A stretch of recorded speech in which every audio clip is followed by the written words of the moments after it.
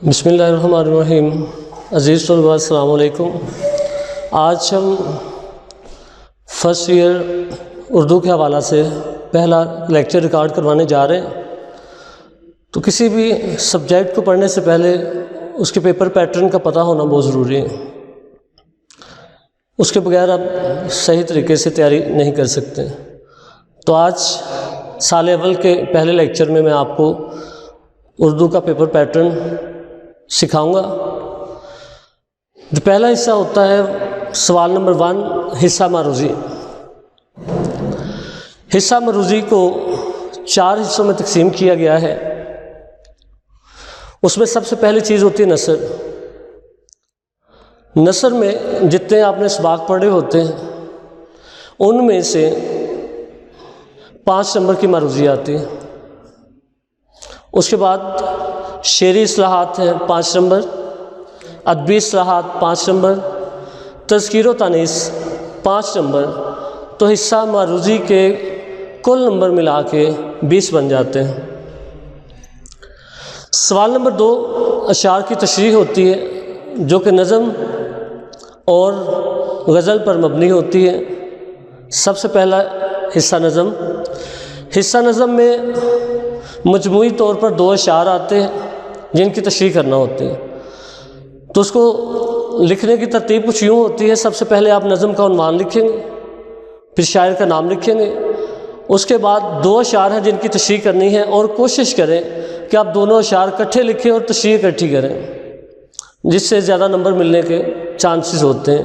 دونوں اشعار اکٹھے تحریر کر کے ان کے تشریح لکھ کے آپ وائنڈ اپ کریں، اور اس کے ساتھ ہی حصہ غزل لکھیں۔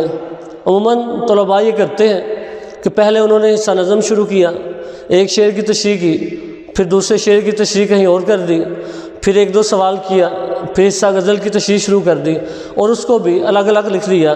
تو اس کو بورڈ میں ایگزامینر کو بہت سی مشکلات کا سامنا ہوتا ہے، پریشان ہو جاتا ہے، تو آپ کے نمبروں پر اثر انداز ہو سکتی ہے یہ غلطی۔ حصہ نظم کے 2 اشعار کی تشریح کرنے کے بعد حصہ غزل، اس کے 3 اشعار آتے ہیں، اور یہ یاد رکھیے گا حصہ نظم کے دونوں اشعار ایک ہی نظم سے ہوں گے، اور حصہ غزل کے تینوں اشعار ایک ہی غزل سے ہوں گے، اور ان کا شاعر ایک ہی ہوگا۔ سب سے پہلے شاعر کا نام لکھیے گا، اس کے بعد 3 اشعار ہیں ان کی الگ الگ تشریح کرنی ہے۔ پہلا شعر لکھیں، اس کی تشریح کیجیے، پھر دوسرا شعر، پھر تیسرا شعر۔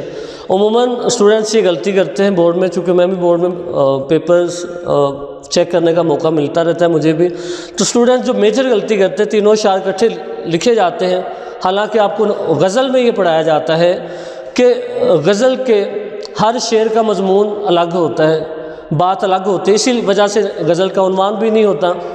شعر لکھیں، اس کی تشریح کریں، دوسرا شعر لکھیں، اس کی تشریح کریں، پھر تیسرا شعر لکھیں، اور کوشش کریں کہ نظم اور غزل کی تشریح بالترتیب ہو، ایک ساتھ ہو، اکٹھی ہو۔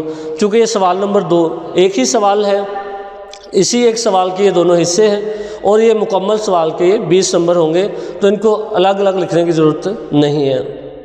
اب آ جائیے سوال نمبر 3 کی طرف۔ حوالہ متن اور سیاق و سباق کے لحاظ سے تشریح کرنی ہے، تو اس میں سب سے پہلے آپ نے یہ یاد رکھنا ہے کہ آپ نے سبق کا عنوان لکھنا ہے۔ سبق کا عنوان لکھنے کے بعد عموماً طلباء یہ لکھتے ہیں سبق کا نام، نظم کا نام، جو کہ عموماً غلط رویہ ہے، اس سے آپ کا نمبر کاٹا جا سکتا ہے۔ تو سبق کا عنوان لکھیں، سبق کا نام نہیں ہوتا۔ اس کے بعد مصنف کا نام تحریر کیجیے۔ اس کے بعد آ جاتی ہے باری سیاق و سباق۔ آگے جب ہم لیکچرز پڑھیں گے اس میں سارا پڑھاؤں گا کہ سیاق و سباق کیسے لکھا جاتا ہے، تشریح کیسے کی جاتی ہے، وہ الگ سے لیکچرز ہوں گے۔ آج ہم فوکس پیپر پیٹرن پہ ہی کریں گے انشاءاللہ۔ سیاق و سباق کے 3 نمبر ہوتے ہیں مجموعی طور پہ۔ اس کے بعد تشریح ہے جو کہ 15 نمبر کی ہے، تشریح 10 نمبر کی ہے، مجموعی طور پہ اس کے 15 نمبر ہو جائیں گے۔ اس کے بعد ہے سوال نمبر 4، 2 اسباق دیے جائیں گے، ان میں سے ایک سبق کا خلاصہ لکھا جائے گا۔ خلاصے میں 1 نمبر مصنف کا نام اور 9 نمبر کا خلاصہ ہے، مجموعی طور پر اس کے 10 نمبر ہو جائیں گے۔ خلاصے میں جو ایک بڑی غلطی دیکھنے میں آتی ہے وہ یہ ہے کہ بچے